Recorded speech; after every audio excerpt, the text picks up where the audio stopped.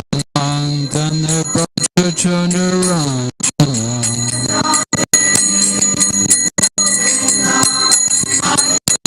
Yamuna Tira Banachari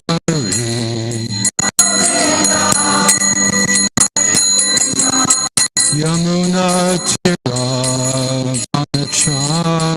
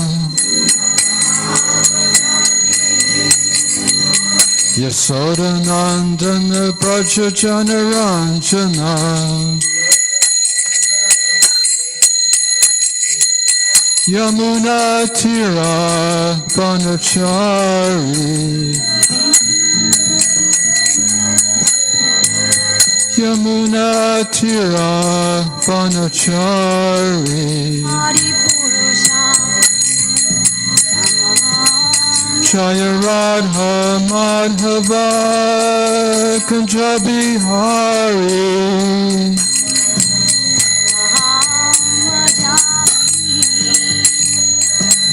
Jaya Radha Madhava Kunjabi Hari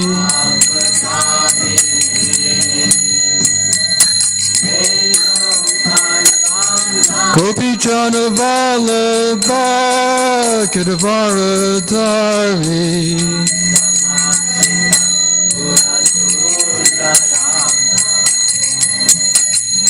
Gopi Jana Vallabha Kedavaradari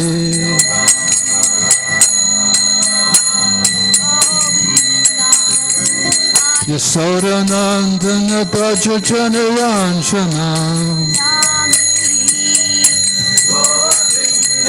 Yasodanandana Brajajanaranjana Yamuna Tira Banachari Yamuna Tira Banachari Jaya Radha Madhava Kunjabi Hari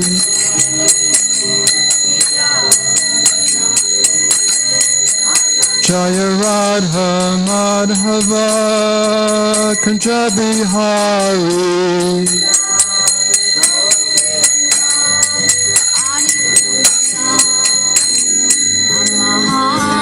Jayam Swa Swavishnupad Paramahamsa Pariva Jakacharya Asatar Sata Shri Srimad Abhay Charanarvinda Bhaktivedanta Swami Prabhupada Ki Jai Jayam Swavishnupad Paramahamsa Pariva Jakacharya Asatar Sata Shri Srimad Srila Bhakti Siddhanta Saraswati Goswami Maharaj Prabhupada Ki Jai Ananta Koti Vaishnavinda Ki Jai Namacharya Srila Haridas Thakur Ki Jai Prem Se Gaho Sri Krishna Chaitanya Prabhu Nityananda Sri Advaita Gadadhar Shivasati Gaur Bhaktivinda Ki Jai Shri Shri Radha Krishna Gopa Gopinath Shamakund Radha Kund Giri Govardhan Ki Jai Sri Vrindavan Dham Ki Jai Sri Mathura Dham Ki Jai Navadvip Dham Ki Jai Jagannath Puri Dham Ki Jai Ganga Me Ki Jai Yamuna Me Ki Jai Tulasi Devi Ki Jai Bhakti Devi Ki Jai Shri Shri Gaurnitai Ki Jai Srila Prabhupada Ki Jai Samaveda Bhaktivinda Ki Jai Gaur Premanande All glories to the assembled devotees. All glories to the assembled devotees. All glories to the assembled devotees. All glories to Sri Guru and Gauranga. Om Namo Bhagavate Vasudevaya.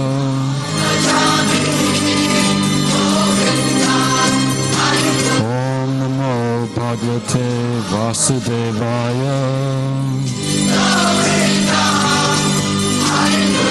Om Namo Bhagavate Vasudevaya.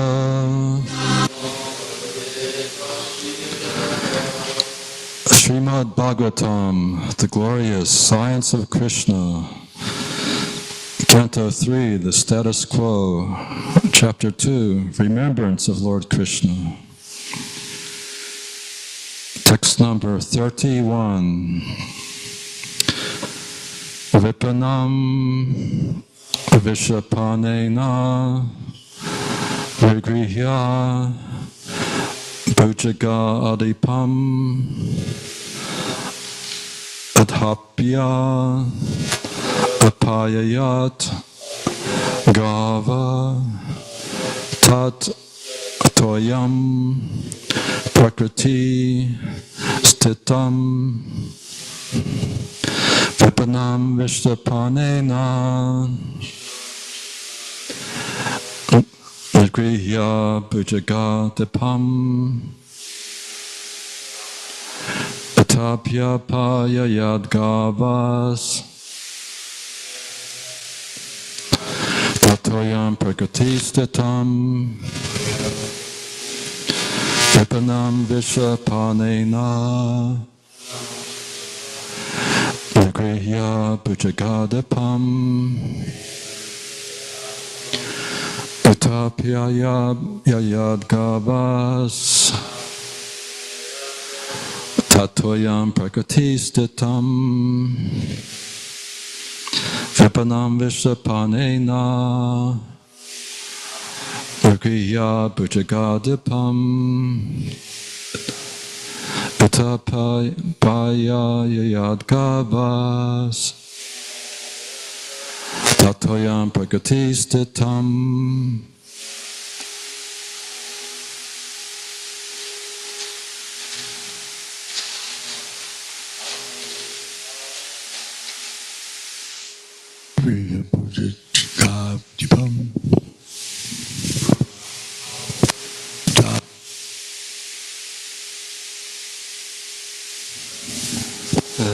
Gavas Tatoyam Prakatistatam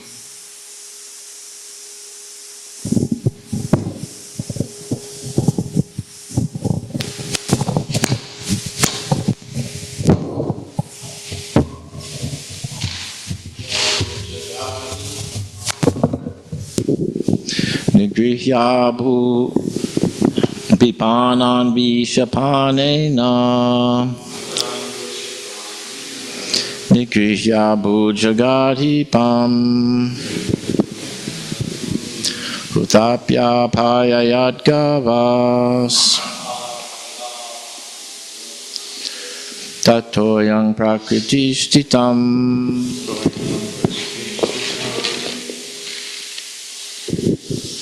Vipanan Vishapanena Nigriya Bhujagadipam Utapya Payayat Gavas Tatoyam Prakriti Stitam Vipanam Vishapanena Nigrihya Bhujagadipam Utapya Gavas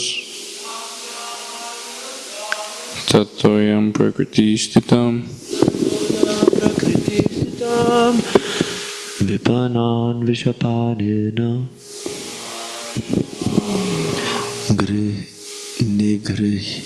Nigriya Bhujagadipam Utapya Yad Gavas Tatoyam Prakriti Stitam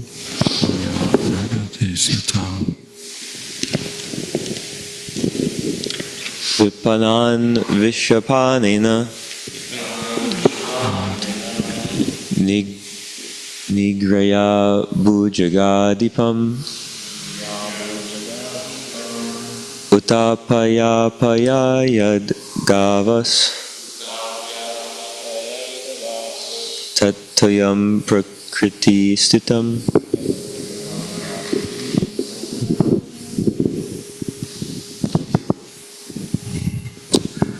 Vipanam, perplexed in great difficulties.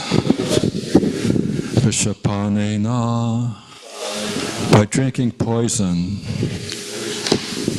Nigrihya, subduing.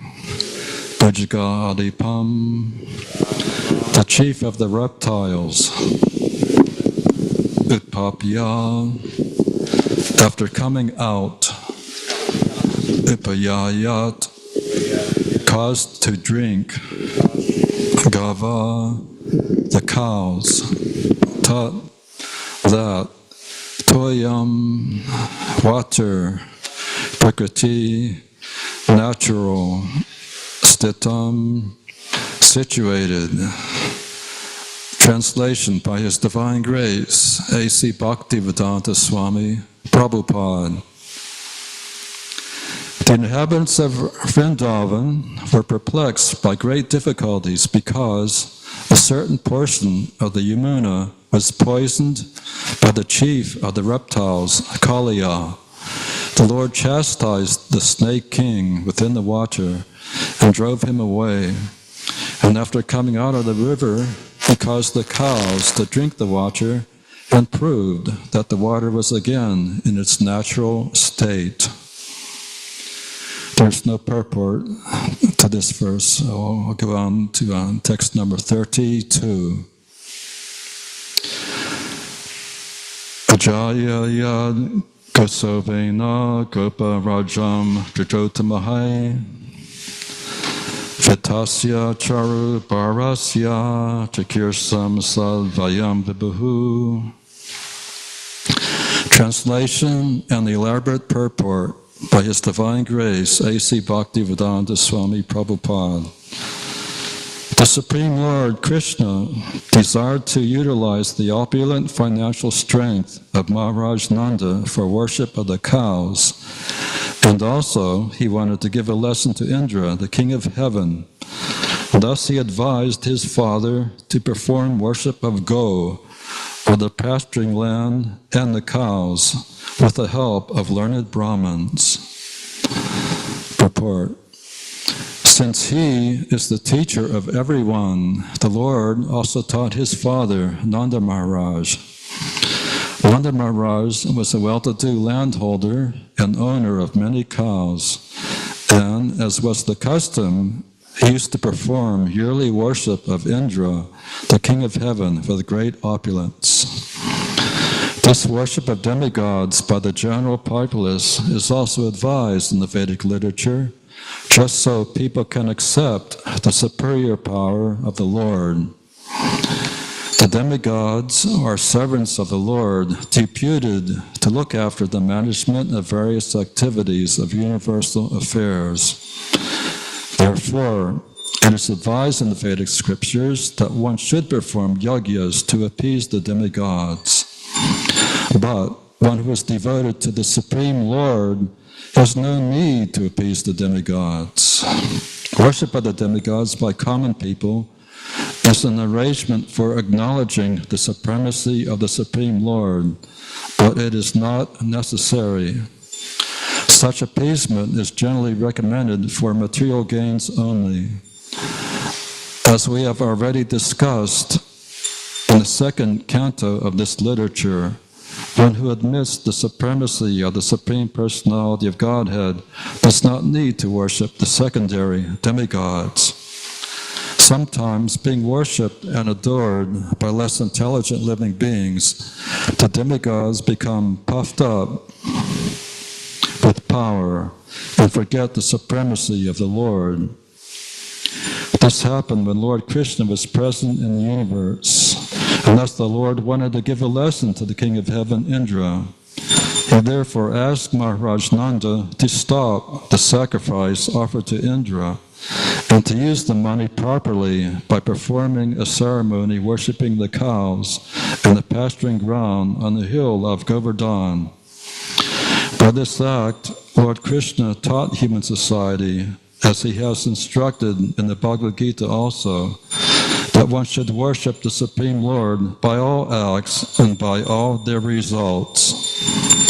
That will bring about the desired success. The Vaishyas are specifically advised to give protection to the cows in their pasturing ground or agricultural land instead of squandering their hard-earned money. That will satisfy the Lord. The perfection of one's occupational duty, whether in the sphere of duty to oneself, one's community, or one's nation, is judged by the degree to which the Lord is satisfied. Dr. Maharaj, we're eager to hear your comments on these verses.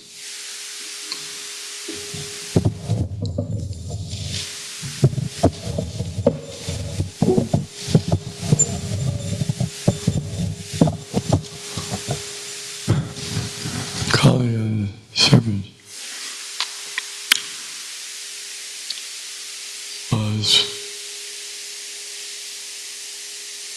he was creating great disturbances. He made the whole lake. It's a part of the Yamuna River. There was a kind of a lake, and that lake where Kali was remaining. And because of his presence, the whole thing became poison. And the cows and calves and the cowherd boys, they had drunk the water from the Yamuna there and they died. So that was a horrible thing going on. Yamuna was, Kalia was feeling, the reason he made his location there was because he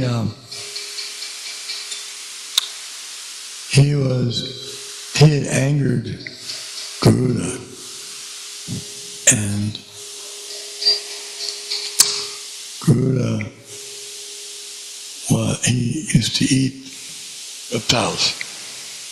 Garuda in the form of a big eagle, giant eagle. And also the carrier of Lord Vishnu. So, Garuda was looking, wanted to kill him, but out that there was one place he could go in Vrindavan that would give him protection, and that was this lake, because Savari Muni had been meditating under the water there in the past, and Garuda was eating the fish, and ate the leader of the fish, and Savari Muni wanted to chastise Garuda, so that he wouldn't eat there anymore. He didn't want to disturb the fish. So he cursed him, if he ever comes here, he'll die. So because of that curse, Garuda couldn't come there, and Kalaya was safe. But he created a big disturbance there. The poison was so strong that even if a bird flew over the lake, it would die, fall down just because of the poison. So Krishna, as a child, he didn't like to have the disturbances by the demons. And he's the most courageous. So he went into the water, and there was quite a big struggle. Kali had over 100 heads, and they're all full of poison. He was very powerful, and he was holding Krishna, wrapped his coils around Krishna, and the residents of Vrindavan, to whom everything was Krishna. Krishna was everything to them. So they couldn't maintain their lives seeing Krishna in that state. So then he broke the hold of the coils, and he began dancing on his head. That dancing also had the effect of curbing him down, and he was chastising him very severely. And so then he left. Krishna didn't kill him.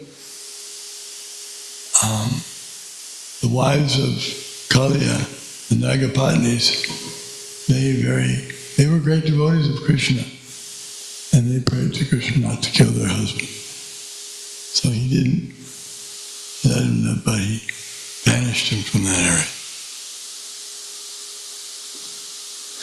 Dandava Maharaj, thank you very much. So this pastime, Krishna's Vrindavan pastimes are very wonderful. That he performed as a small child. He performed them with all the strength and power of the Supreme Personality of Godhead. And when the cowherd boys and the cows drank the water of the Muda, soon afterwards they fell down dead, and Krishna brought them back to life.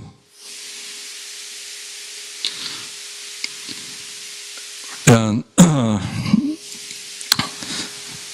when Krishna was fighting with Kaliya, Krishna was dancing on Kaliya's heads, and Krishna was kicking Kaliya with his lotus feet. And at one point, Krishna was caught, just like Maharaj said, Krishna was caught in the coils of Kaliya for 2 hours. And during this time, all the inhabitants of Vrindavan who were witnessing this, they were filled with anxiety. Mother Yasoda was practically hysterical, and Krishna saw that the inhabitants of Vrindavan were practically on the point of death, so he decided to end this fight, and he was kicking Kaliya very severely, and Kaliya was also almost at the point of death, and he became unconscious. But he was not dead. But after hearing the prayers of the Nagapatnis, the wives of the Kaliya serpent, Krishna, by their desire to save their husband, Krishna agreed to allow Kaliya to live. So at this point, Kaliya became conscious again, and he regained the use of his senses. And with folded hands, he offered prayers to the Supreme Lord Krishna.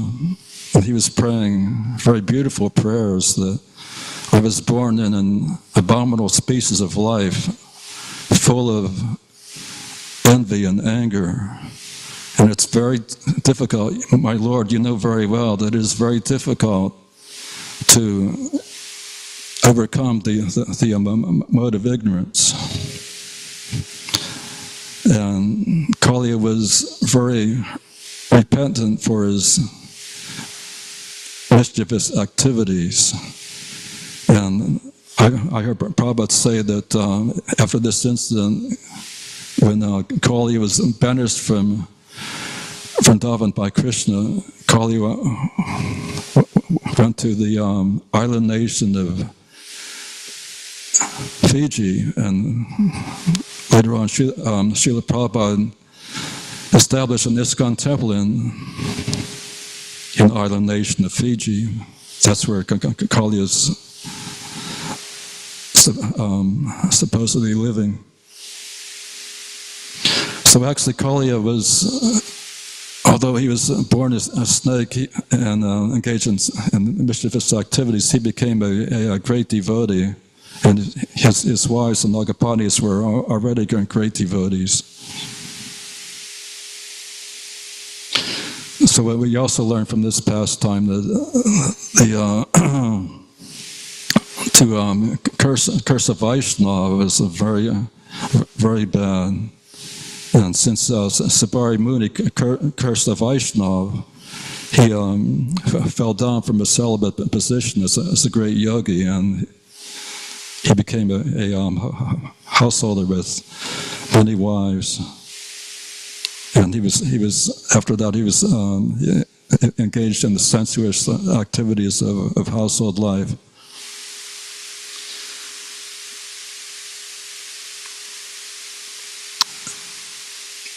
And this next verse, text 32, Krishna is the teacher of everyone, and the Lord also taught his father. Sometimes Nanda Maharaj was teaching Krishna, and sometimes Krishna was teaching Nanda Maharaj. So in this instant, Krishna taught Nanda Maharaj that the worship of demigods, although it's advised in Vedic literature, it's not at all necessary. And Krishna descended to this earth to reestablish the principles of religion, to reestablish Dharma.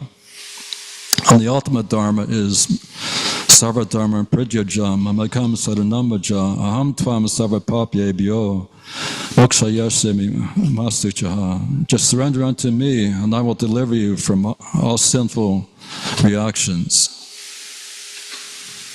Just abandon all other dharma and just surrender unto me. So by surrendering to Krishna, one achieves the highest perfection. And in Bhagavad Gita, Lord Krishna condemns the worship of demigods, beginning in the 7th chapter, text number 20.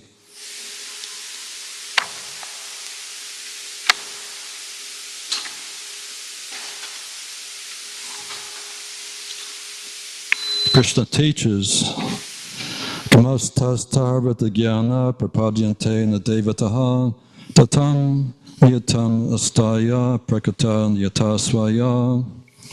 Those whose minds are distorted by material desires surrender unto demigods and follow the particular rules and regulations of worship according to their own natures.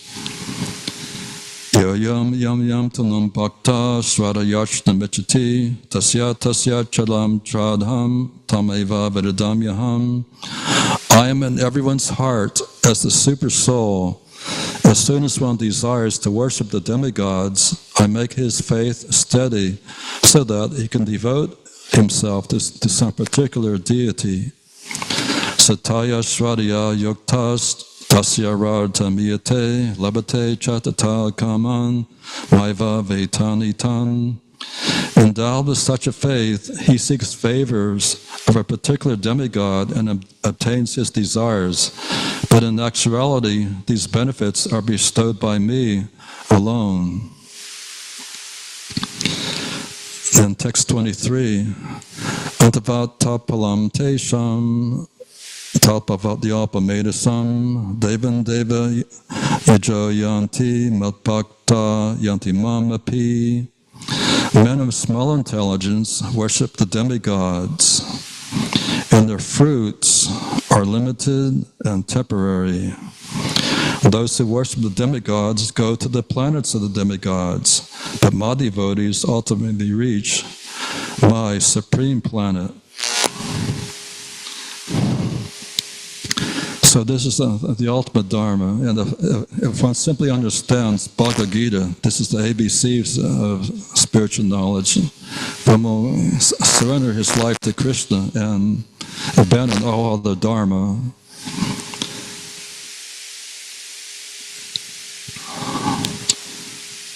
So this Govardhan Puja, it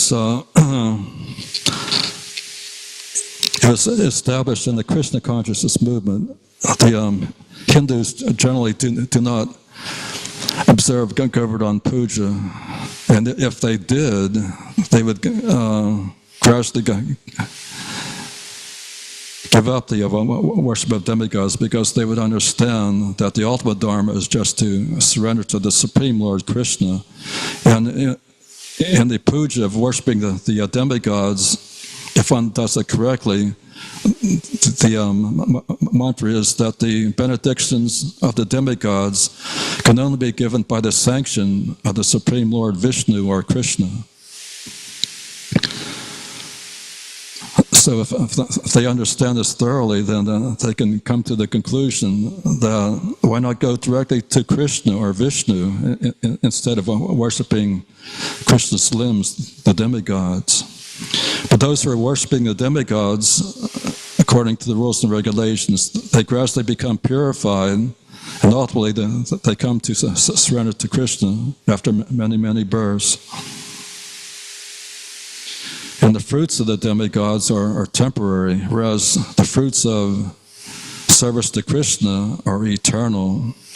Anything you do for Krishna, whether it's sweeping the floor or washing the pots or going out distributing books or going on Harinam, these are all eternal activities, and the fruits are permanent. It goes in your permanent bank account. And even if you fall away by some material allurement, sometimes devotees fall away from devotional service, but eventually in the future, either later on this life or some future life, they'll take up where they left off. If you do 1% for Krishna in this life, in the next life you could start at the same point, or 2%. And gradually, when your bank account is 100%, then you're eligible to return home back to Godhead and achieve the highest perfection.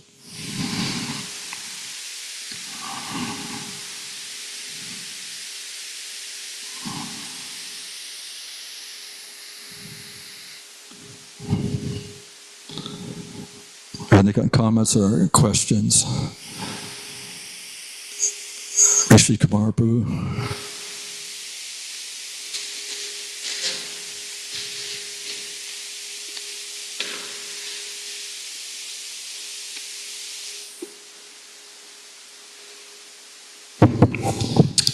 I remember reading in the Jaladuta diary or Jaladuta journal that Srila Prabhupada had when he was coming over to America, that after his episode with the heart attack that he called like a struggle between life and death, after that he was taking shelter of the Srimad Bhagavatam, reading these, I think it was the prayers of the Nagapatnis or the prayers of Kaliya, or both. I don't completely remember, but he writes it down in there that he was reading this particular part of the Srimad Bhagavatam with Kaliya. Yeah.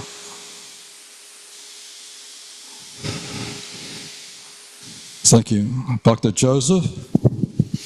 Hare Krishna. These eternal fruits that one does for Krishna, karma yoga, right? That's karma yoga. Does it? Sometimes, like when I'm doing dishes, for instance, like I'm not necessarily doing them for Krishna. Like sometimes I'm aware of that the outcome is for his benefit. Other times it's just I'm rushing to get through these dishes, and I don't so much have the most pure intention. Does the outcome of the activity like overpower the intention of the activity, or is it like a give and take with both? Anything you're performing for Krishna's pleasure, that's eternal activity. But in some temples, they pay some karmi to wash the pots and sweep the temple room floor. So that activity is not devotional service, because they're not actually serving Krishna. They're actually serving the money which Krishna is providing. But here the devotees are practicing pure devotional service. They're working in various activities, not for earning money, but for pleasing the senses of Krishna. And by serving Krishna, the devotees are automatically taken care of. And if your consciousness is not always on Krishna when you're doing the service, but you're trying to do it nicely and make sure the pots are clean inside and out, all the black spots are removed, all the remnants of food stuff is removed, and they're put away nicely on the racks so that they dry properly, and you do everything very nicely. So that's devotional service, and in Bhakti Yoga there's no such thing as lower and higher devotional service. The person who's washing the pots or sweeping the floor, and the person who's decorating the deity, they're on the same level. They're just as good as the person who's worshiping Krishna on the altar. Krishna takes it as Krishna takes the person's feeling. If the feeling of love is there, then the person washing the pots is as good as the person who's bathing and decorating and touching the body of the Supreme Personality of Godhead. There's no difference.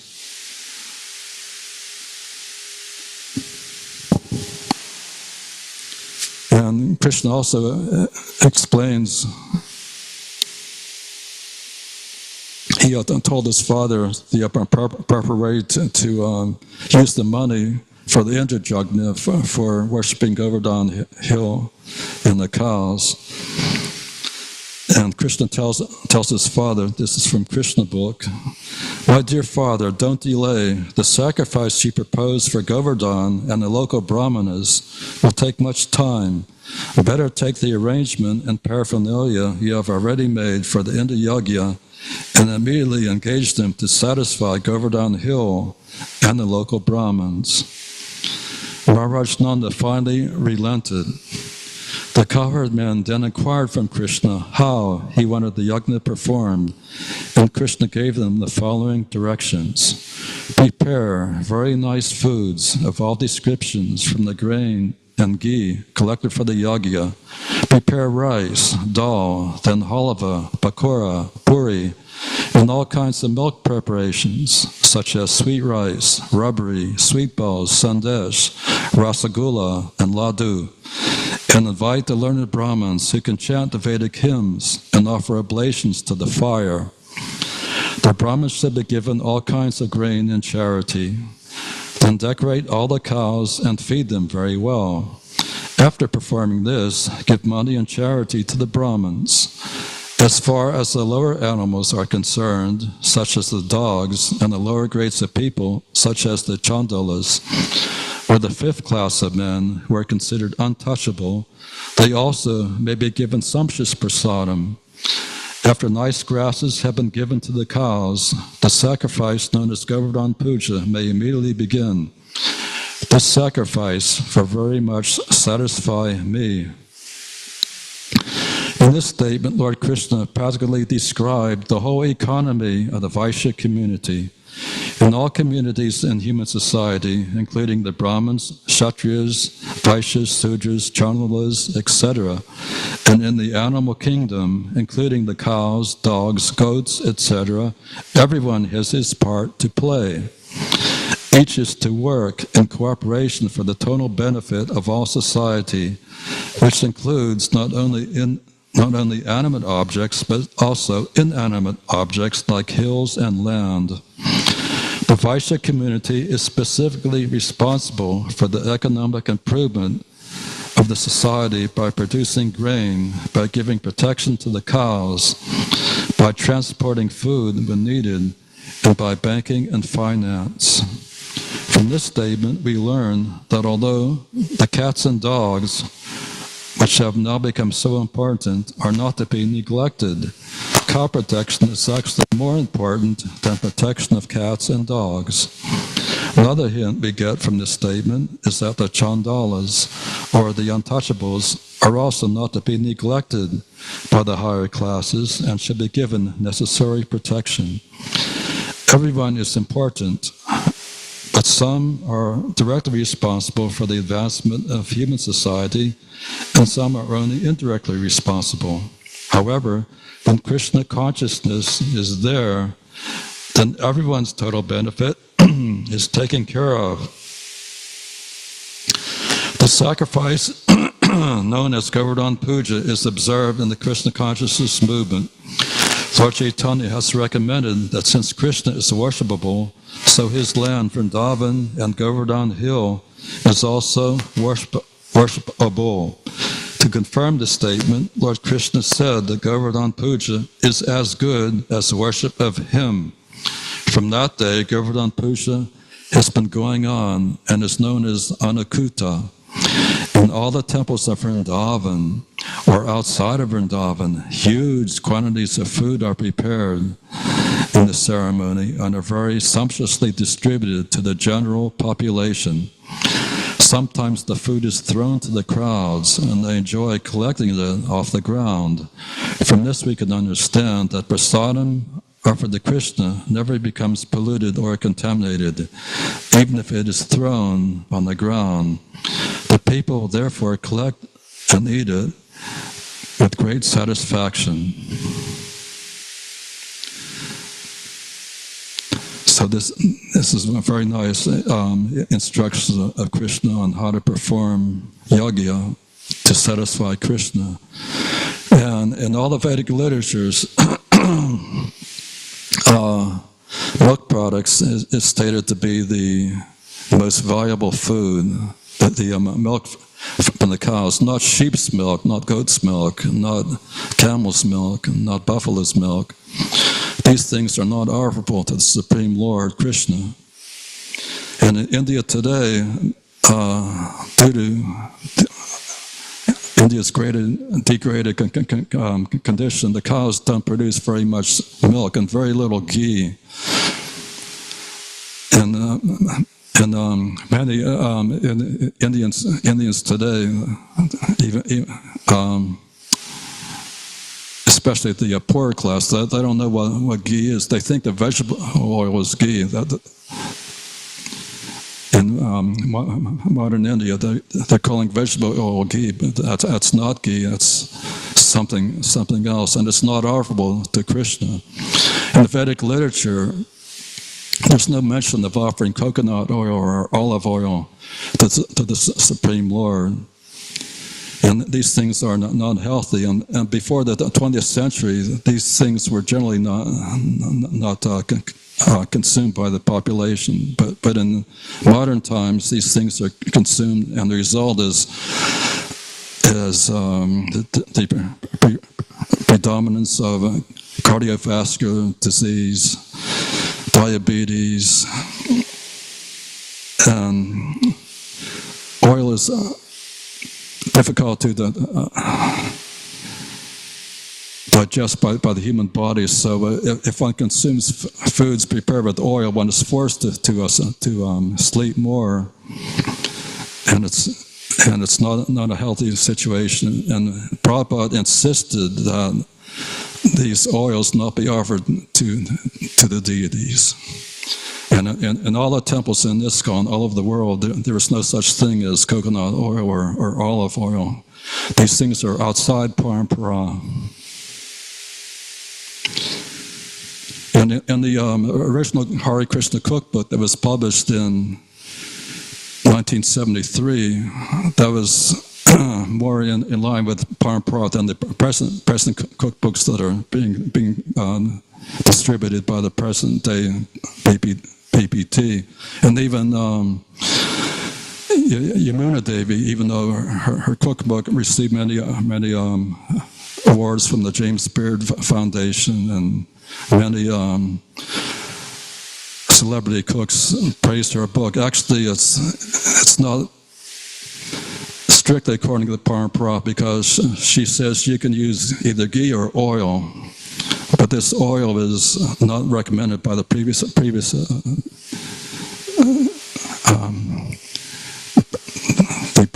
leaders of the Vedic civilization.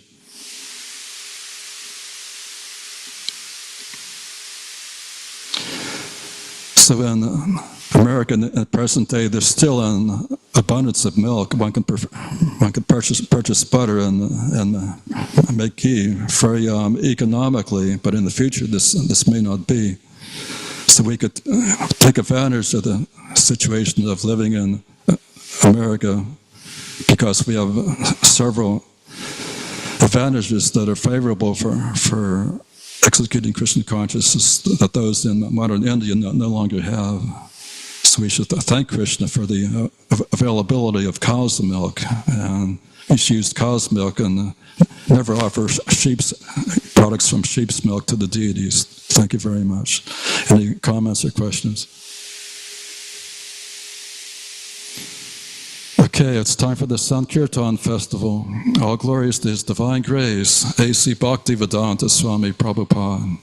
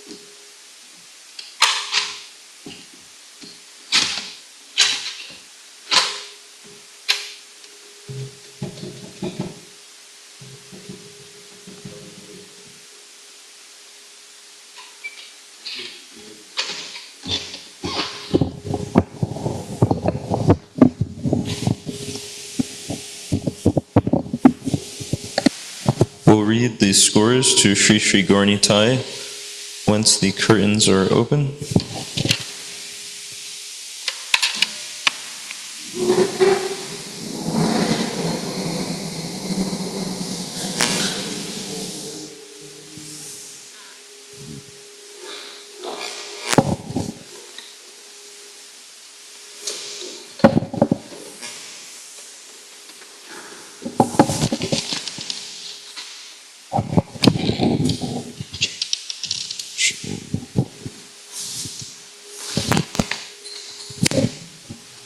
Hare Krishna, Krishna Krishna, Hare Hare, Hare Rama.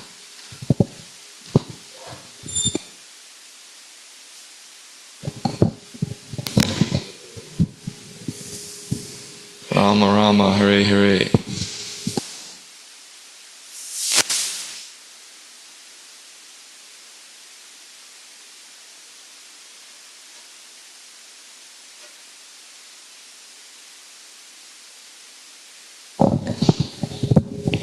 So read the book scores for the week of May 13th. For the pleasure of their lordships, Sri Sri Gaurnitai, Lord Nrsimhadev, Tulsi Maharani, the Sampradaya Acharyas, Srila Prabhupada, His Holiness Dhanavir Goswami, and all the assembled devotees. This week we had 4 book distributors. So in 4th position with 1 medium book, Radha Damodar Prabhu. Haribo.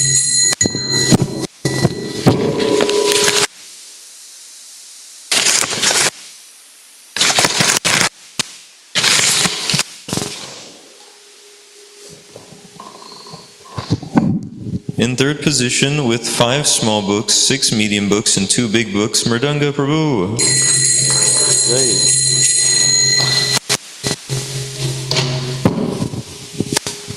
In 2nd position with 3 small books, 2 medium books, 2 big books, and 3 Maha big books, for a total of 9.75 book points, Magadari Prabhu.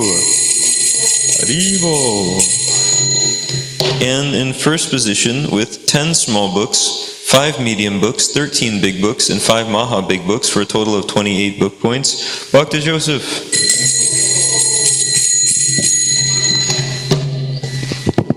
So that makes the total. Second, I just have to add a couple to it. 6, 10, 13,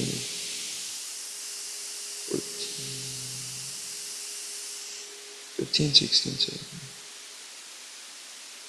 Okay, that makes the total 6, 30, so 41, 18 small books, 14 medium books, 17 big books, and 10 Maha big books. Rupanuga Vedic College Ki Jai.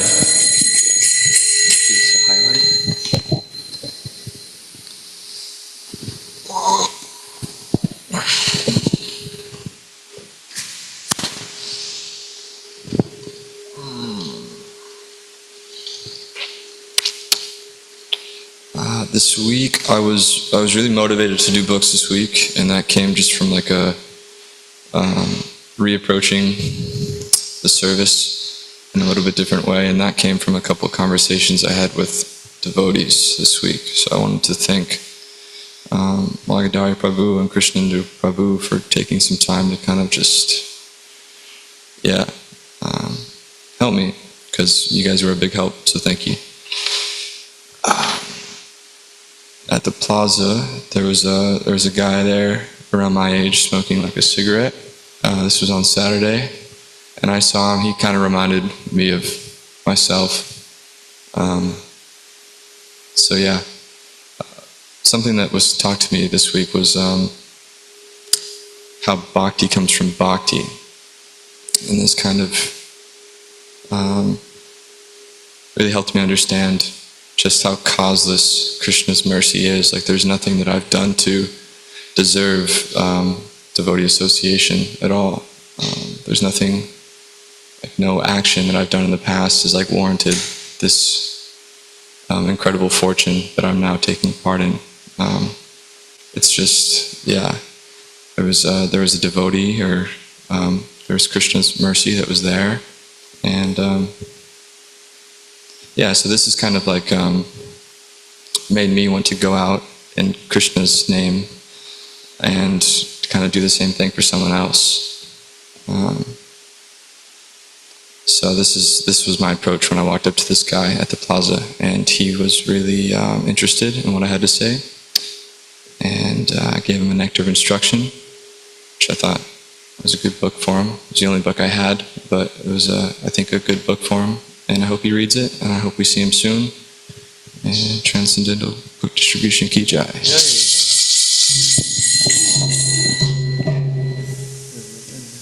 Do you have a highlight? we went to the city market on Saturday morning, and I got to distribute a teaching of Lord Chaitanya, which I don't get to distribute very often, so that was really nice. Transcendental Book Distribution, Ki Jai.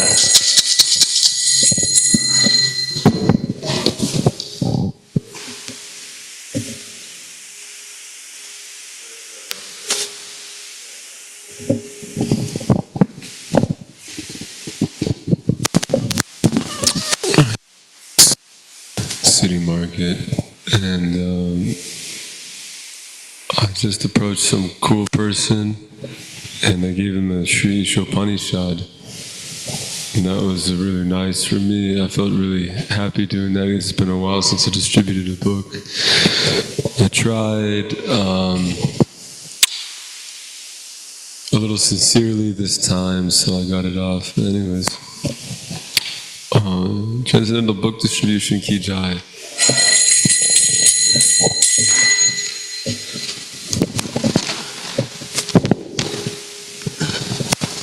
Hare Krishna. So, where did we do the books? I think this week I went to go get some flowers with Jagannath earlier this week, and I stopped into this shop, and then there was Mataji in there, and yeah, she took a bunch of books in Spanish and English and gave a nice donation. Transcendental Book Distribution, Ki Jai.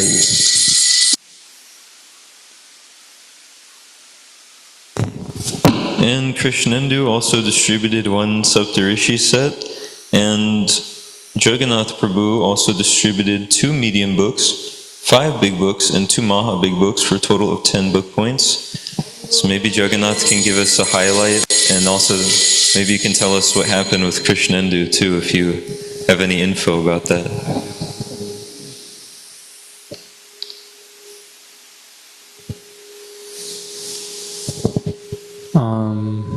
My highlight, I think this was on Monday. Me and Magadai were at the gas station, and I saw a guy. He was going into like a white truck, and so I decided he was the first person I saw. So I decided to see if he wanted some books. He was very sincere. His name was John. He said that he loves to read, but he reads online. But his girlfriend has been telling him that he should read more like physical paper books, paperback books, or paper books. So he's been practicing Christianity for his whole life, but he was looking for a more in-depth spiritual practice that was more inclusive. He bought 4 books: SSR, Teachings of Lord Chaitanya, Chant Be Happy, and Bhagavad Gita. That's everything.